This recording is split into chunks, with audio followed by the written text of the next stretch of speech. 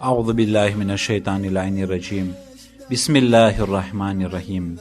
અઝીઝાને મોહતરમ, ઇમામ હુસૈન અલૈહિ સલામની આ અઝીમ કુરબાનીને આપણે યાદ કરી રહ્યા છીએ કે જે કુરબાનીના પછવારે ધર્મ બચી ગયું અને ઇન્સાનિયતને ફાયદો પહોંચ્યો છે.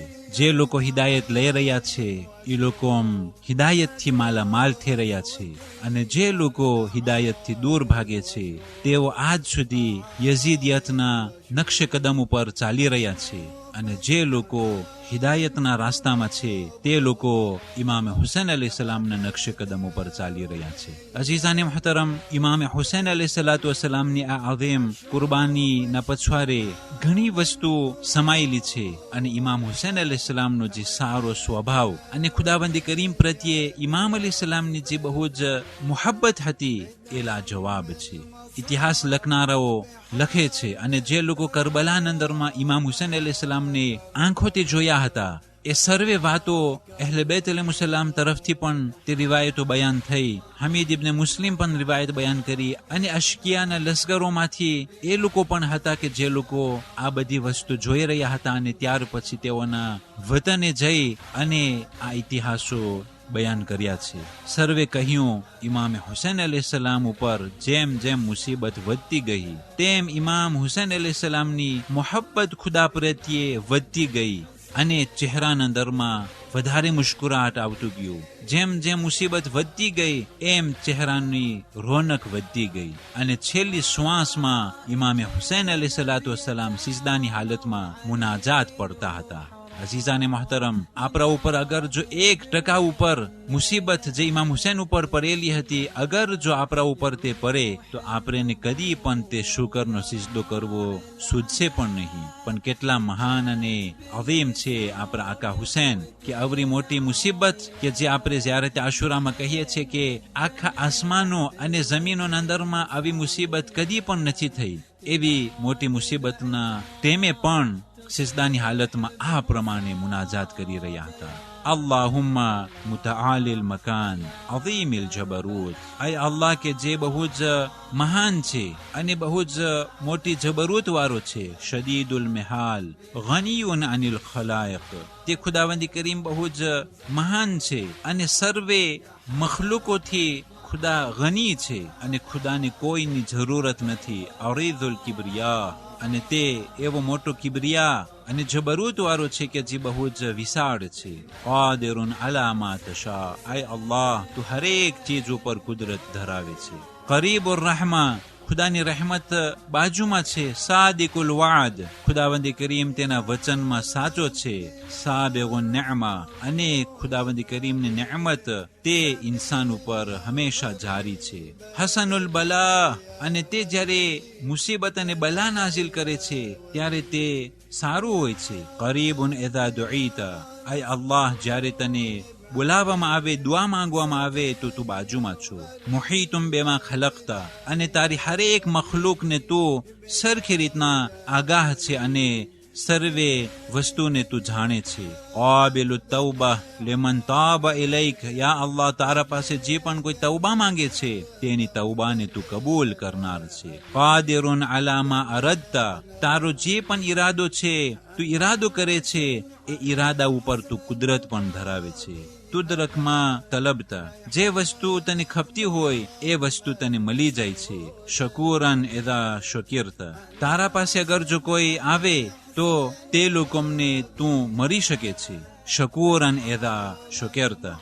અને જ્યારે તારી શુક્રિયા અદા કરવામાં આવે તો તું પણ શુક્રિયા અદા કરતો હોય છે. ઝકુરન ઇઝા ઝુકિરતા. અને જ્યારે તારો કોઈ જિક્ર કરે છે ત્યારે તું પણ સામે તેનો જિક્ર કરે છે.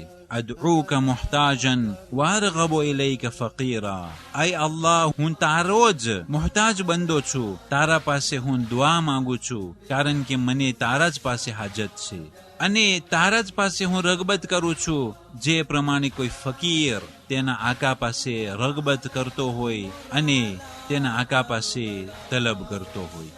અઝીઝાને મોહતરમ, આ ફકરા ઉપર બહુ જ વિચાર કરવા જેવું છે કે ઇમામે હુસૈન અલૈહિસ્સલામ છેલ્લી શ્વાસ લઈ રહ્યા છે, છતાં પણ ખુદાવંદ કરીમને ભૂલતા નથી.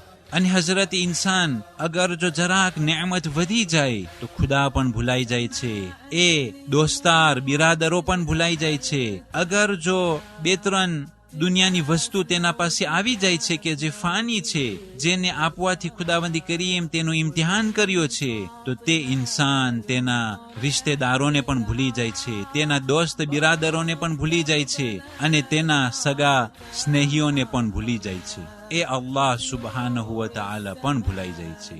અને જ્યારે હઝરત ઇન્સાન ઉપર એક મામૂલી મુસીબત પડે છે તો એ હઝરત ઇન્સાન ખુદાવંદી કરીમને ભૂલી જાય છે, જાણે કે મુસીબતના પહાડ તેના ઉપર પડી ગયો હોય. પણ ઇમામે હુસૈન અલૈહિસ્સલામ આપણે જોઈએ કે જ્યારે પણ તેની હાલત સારી હતી, કેવી રીતના જનાબે ઉસામા બિન ઝૈદનો કરજોને તે ભરપાઈ કરે છે અને અલ્લાહ સુબહાનહુ વ તઆલાને બહુ જ ઝાઝા પ્રમાણમાં યાદ કરે છે. અને જ્યારે આ પ્રમાણે મુસીબતનો ટેમ આવી જાય છે કે આટલા અઝીઝો અકરેબા સગાવાલાઓ દોસ્ત બિરાદરો અસહાબો અંસાર બધે શહીદ થયા, બધાના લાશા ઉપાડીને ઇમામ હુસૈન અલૈહિસ્સલામ જખ્મોથી ચોર ચોર જ્યારે તે સિજદાની હાલતમાં છેલ્લી શ્વાસ લઈ રહ્યા છે, ત્યારે ખુદાવંદ કરીમને આ પ્રમાણે મુનાજાત કરી અને યાદ કર્યા હતા.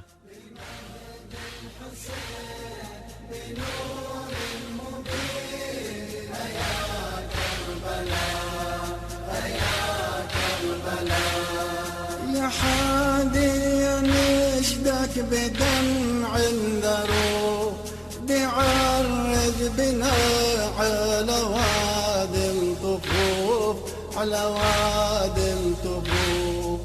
أزور أخوتي يرد عين واشوف، أزور أخوتي يرد عين واشوف، أعاين واشوف.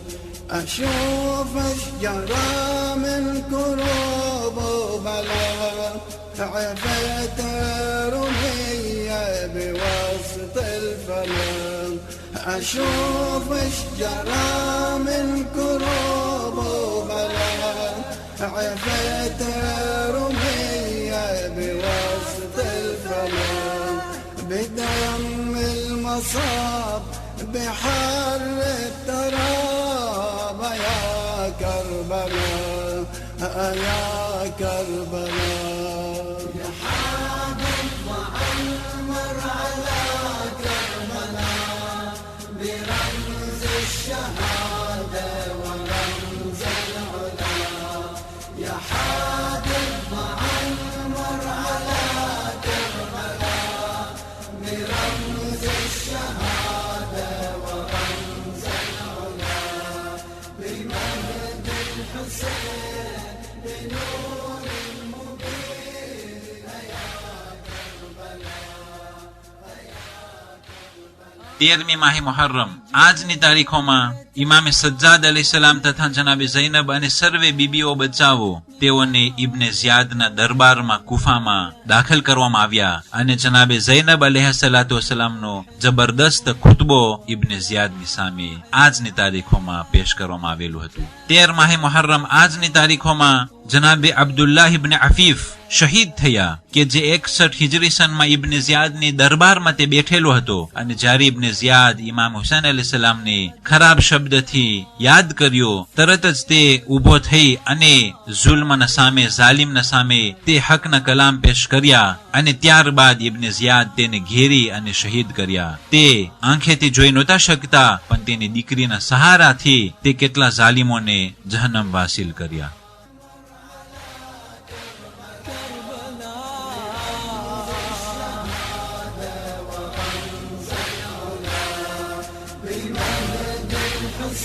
حسين